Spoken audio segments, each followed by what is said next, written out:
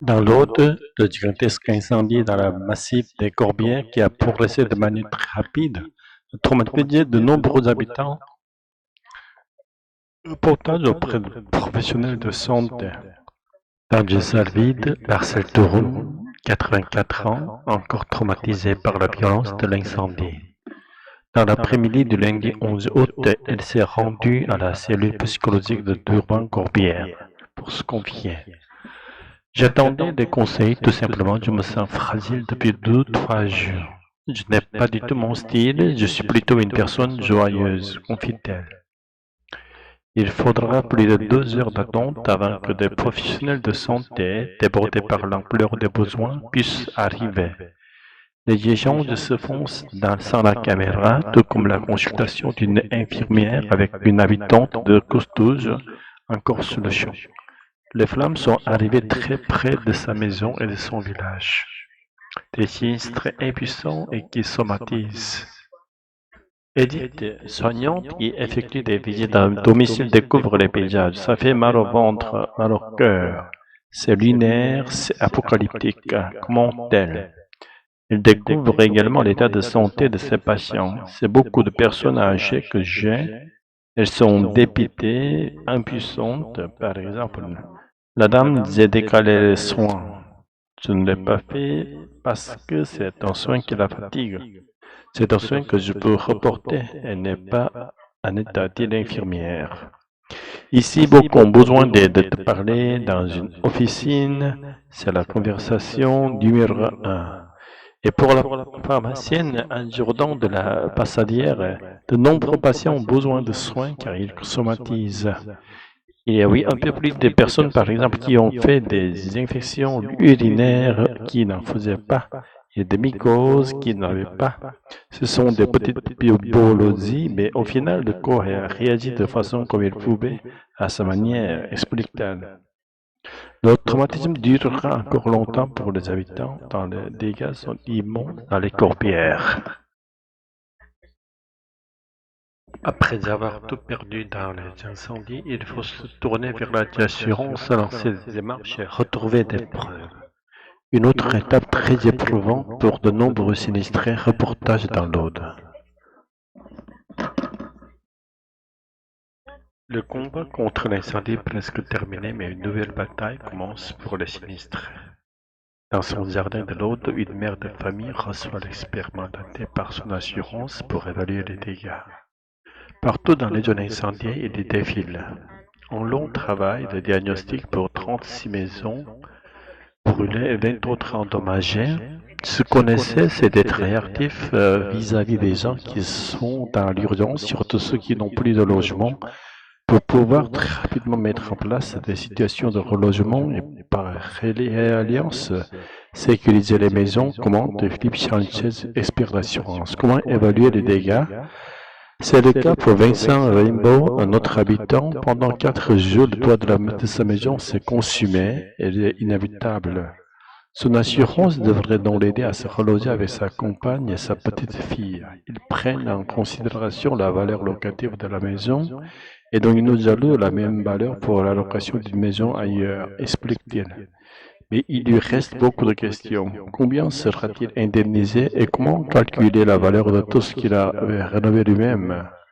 Je ne suis pas sûr de retrouver les factures, le plancher, le travertin que j'ai pu acheter, les peintures, tous les matériaux que j'ai pu utiliser pour faire les détails Vincent Raimbaud. Pour l'aider, il compte faire appel à un autre type d'expert mandaté par lui et non par l'assurance, un expert d'assuré comme Bertrand Saint-Cernin qui sillonne les routes des Corbières. On représente le sinistré, on le conseille. Dit-il, une semaine après le début de l'incendie, la nuée d'experts qui se mêlent désormais aux pompiers est le signe d'une lente reconstruction qui commence. Au Proche-Orient, alors que le gouvernement israélien a annoncé vouloir prendre le contrôle total de la bande de Gaza, les bombardements s'intensifient. Ils ont visé dimanche 10 août une tente qui abritait des journalistes de la chaîne de télévision anti-Qatar, Al Jazeera. 6 journalistes palestiniens ont été tués. Dans la nuit, un journaliste filme une vidéo peine encore à y croire. L'armée israélienne vient de frapper une tente collée à l'hôpital Al-Shifa à Gaza. À l'intérieur se trouvait une équipe de journalistes palestiniens penchés sur le corps de son collègue, un homme désespéré, visage bien connu des téléspectateurs. 6 journalistes ont été tués. Ils travaillaient pour la chaîne qatari Al Jazeera. Parmi eux se trouvait Anas Al-Sharif, 28 ans, un visage bien connu des téléspectateurs de la chaîne. Il est aussi père de 2 enfants. Dimanche 10 août, juste avant la frappe, il postait une vidéo sur les réseaux sociaux. Bombardement incessant, depuis 2 heures, l'attaque israélienne s'intensifie sur la ville de Gaza, écrivit-il alors. L'armée israélienne confirme lundi 11 août l'avoir ciblé. Selon elle, il était un terroriste qui se faisait passer pour un journaliste. Anas al-Sharif était un membre de la branche armée du Hamas. Il avait un numéro d'immatriculation 305-342, explique Olivier Hafovitz, porte-parole de l'armée israélienne. 200 journalistes tués depuis le début de la guerre. L'armée envoie pour preuve des listes qu'elle a éditées à partir, dit-elle, des documents administratifs du Hamas où apparaît le nom d'Anas al-Sharif.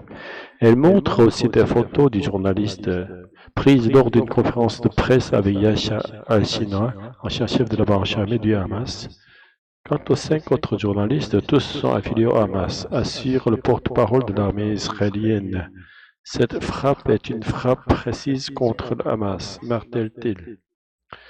L'ONG Reporters sans frontières dénonce un assassinat revendiqué pour éliminer les journalistes qui dérangent. Depuis le début de la guerre, plus de 20 journalistes ont été tués à Gaza. La presse internationale n'est, elle, toujours pas autorisée à y entrer.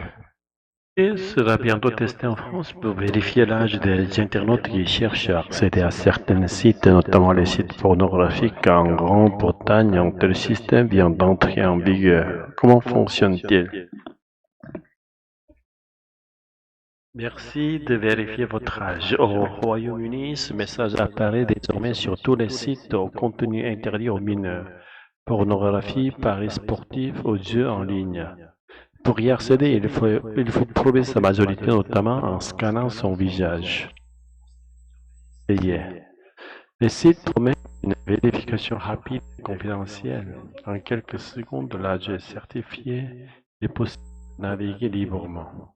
Ces tests sont obligatoires depuis le 25 juillet, entrée en vigueur d'une loi, le Safety Act. Farah, une mère de famille, en est une fervente défenseur. Elle s'inquiète quotidiennement des activités de son fils sur Internet. Je veux qu'elle soit en sécurité sur Internet comme je veux qu'elle soit en sécurité dans le monde extérieur. Je ne veux pas qu'elle accède à quelque chose d'illégal ou d'explicite, dit-elle.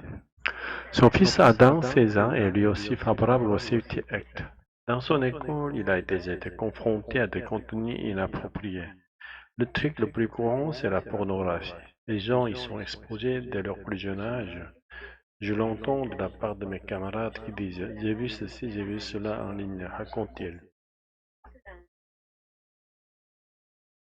Un outil quasiment infaillible selon ses créateurs. Comment assurer la sécurité sur Internet? L'une des entreprises chargées des vérifications nous a ouvert ses portes à France Télévisions. Mathieu Prendergast et son équipe de Yachty Company ont créé un algorithme capable d'estimer l'âge à l'année près. Selon lui, il est inutile de tenter de se tromper avec une photo ou un visage à papier, il serait quasiment infaillible.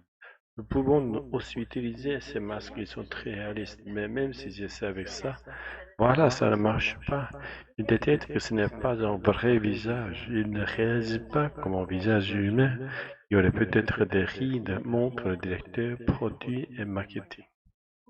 Avant de travailler avec les sites internet, l'entreprise vérifiait les identités pour l'état civil britannique. Elle assure que les données ne sont ni stockées ni vendues. On gagne notre argent en travaillant avec des plateformes sur une vérification unique. Si nous n'avons pas confiance dans la façon dont on traite vos données, nous n'existons plus. C'est aussi simple que cela, argumentait Prendergast.